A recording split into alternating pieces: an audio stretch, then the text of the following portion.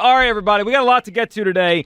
And, of course, we're just a couple days away from opening day here at Citizens Bank Park, the Phillies and the Braves. And, Hugh, the optimism is abound for the Phillies. It is really as big of an optimism in terms of just overall throughout the city. Every time I hear someone talk about the Phillies, they are pumped up. We had sit-ins yesterday during the show. We're in Phillies gear. Everyone's ready for a season that has World Series hopes, that has division title possibilities, that has everyone all fired up. And Hugh, you start going through the guys on this team that you expect to play really well. Yeah. And look, we all expect Zach Wheeler to be excellent, and we all expect Bryce Harper to be excellent, and we all expect Kyle Schwarber to hit a lot of home runs, strike out a lot, and bat first, and annoy a lot of people because he's hitting there. But if there's one guy on this roster, Hugh, that I don't know what to expect, at least I don't, maybe a lot of other people do, it's the shortstop. It's the guy who's likely going to bat second. It's the guy who the Phillies gave $300 million to a year ago. You know what I'm talking about. I'm talking about Trey Turner. I don't know if I've ever seen a player have as bizarre of a season as Trey Turner did in his first year in Philadelphia. For the first 4 months, the guy was Freddie Galvis with a $300 million paycheck. He was awful. He couldn't hit. And by the way, he also led the majors in errors. So he wasn't even Freddie Galvis. He was Freddie Galvis at the plate and a butcher in the field. That was the first 4 months of Trey Turner. And then the ovations happened. And August happened. And Trey Turner turned his season around to the point where it's like, holy moly, that's the guy. That's the guy they paid to be that kind of player. And Hugh, as we enter this season, you know, you look up at the MVP odds in the National League, and it's like, rare, you see Trey Turner's name. And you talk to people, and they're like, yeah, Trey's going to have a big year. I'll just come out and say it. I don't expect it. Look, if Trey Turner's an MVP caliber player, if he gets MVP votes this year, it's awesome, and it means the Phillies are going to win a ton of baseball games. I hope he does. I hope he carries over what he did in August and September and the beginning of October, because that guy's a great baseball player. But I don't expect it. Here's what I expect him to be good. I think he's good now at this stage of his career. You look at his numbers, 4 years in a row his batting average has fallen. 4 years in a row his OPS has fallen. His defensive, stuff is bad. I mean, he led the league in errors last year. I think he'll be more comfortable this year. I think he'll have less ups and downs. But I'm not expecting a guy to get MVP votes. I think those days are probably past Trey Turner for a full season. Hugh, Trey Turner, year 2 in Philadelphia, do you expect him to play like an MVP? I expect it, and I believe it, Joe, and I'm going to tell you why. I think that he saw what it would be like if he gets off to a great start here. I think for whatever reason, with most players that go from one team to another, especially in baseball, they tend to struggle in that first year there. That's just how it is, man. For whatever reason, that's what it is. I think of who was I thinking about that played for the Cubs that I always compare to shortstop that played. Dansby Swanson. Dansby Swanson. I couldn't think of Dansby. Had a brain fart right there. But I think about Dansby. Dansby had a struggle year. He was on a struggle bus.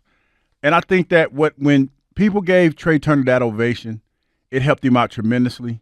You talk about a guy that we talked to last year in spring training where he talked about the way that he prepared for the season and how he tried to make sure that he did everything to prepare for, the upcoming year. Mm-hmm. And the one thing that he has that hasn't fallen off, Joe, is speed. Oh, perfect, but he still has speed. Perfect in stolen bases. I think that he's going to get back to that part of his game. He's going to steal a lot of bases. I just think he's more comfortable. Being comfortable says a lot or helps out a player tremendously when you're in a spot that you're comfortable in and you kind of know what to expect. And another year under the tutelage of your teammates, I would say. These guys talk a lot about how they have been together for a while. Trey's been here for a year now. Mm-hmm. So it should be a little bit of pressure off of him. Well, I would think that's true. That part of it I do believe. I think the pressure, the weight, the expectations, that's probably over. I think he's comfortable now. Look, the standing ovation, whatever you thought about that, it obviously helped Trey Turner relax a little bit. And I think a lot of last year's issues was he wasn't relaxed. That's true. And Hugh, I'll say this. If last year was the first year he fell off, I'd be with you. I'd be saying, you know what? That was just the Philadelphia thing. It was just the contract thing. Yeah, but you're looking at the metrics and the numbers. Well, it's 4 straight years. I mean, this is Trey Turner since 2020. He batted .335. Then he batted .328. Then he batted .298. Last year was .266. That's a 4-year drop. His OPS was .982, which is elite. Then it was .911. Then it was .809. Last year was .778. Then there's the defense. And we were down in spring training last week, and we watched him. I mean, he was working hard on his defense. And then, look, I don't think he's a Gold Glover. He also shouldn't lead baseball in errors. That shouldn't happen. I think he will curtail that this year. But what I see at this point is a good player. MVPs are great players. I don't think Trey's a great player anymore. I think he's a good player, and hopefully he stays a good one for the next 6 or 7 or 8 years because the Phillies have him for a long time. 215-592-9494. A lot of last season was really about the Trey Turner roller coaster. It's part of why the Phillies were up and down. When Trey was down, they were down. And then Trey got hot, and boy, did he get hot. I mean, he was white hot in August and September, and the Phillies looked like they couldn't be beat. And then Trey was hot in the beginning of October, and guess what? The Phillies couldn't be beat. And then, of course, late in October, the last couple games, he fell off again, and the Phillies lost. I mean, a lot of the Phillies they go as Trey goes. Bryce has been here for a few years. Schwarber's been here for a few years. Trey was supposed to be like that extra boost to get them over the top. He had great moments, not a great first season. What do you expect? Do you expect Trey Turner to play like an MVP this year? 215-592-9494. Ruben Amaro, recently on MLB Network, he clearly expects an MVP version of Trey Turner. Yeah, I really like the way Trey Turner finished the year last year. I mean, his numbers were otherworldly. August 4th he was amazing. He just went nuts. And I think he's gotten more comfortable now in Philadelphia. And to his credit, he knows that he did not play a good, solid shortstop last year, and he wanted to really work on that. He's worked very hard to get himself back into that solid rhythm. He can really do it. Well, if he does it changes this team in a big way. 215-592-9494 is how you hop aboard. We spent so much time last year talking about Trey Turner, what he is, what he's not, overpaid, canceling contracts, undoing contracts, all that stuff we talked about over the course of the year. He eventually woke up. And Hugh, I mean, the Phillies obviously paid him to be an MVP kind of player. You don't give a guy $300 million to just be all right or good or up and down.